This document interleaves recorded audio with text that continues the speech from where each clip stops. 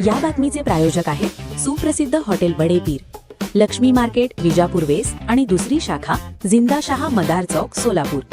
गाडी येताना माणूस त्या माणसाला गाडी नाही माणूस जायला गेलं दोन्ही माणसं।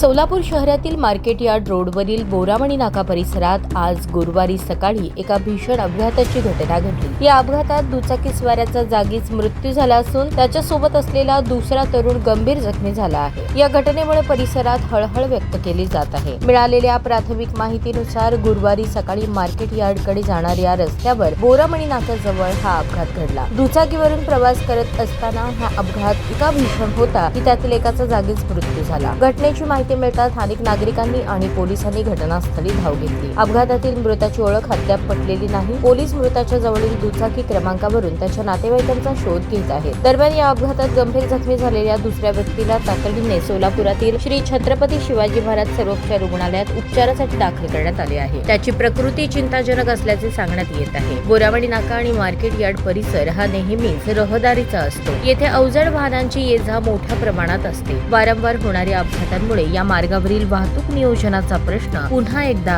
ऐरणीवर आला आहे। आजच्या महापालिकेने ऑब्जेक्शन घेऊन निर्णय द्यायला पाहिजे। महिला बंद करणार आहे। नाही म्हणलं तर आम्ही बायका मागायला सुद्धा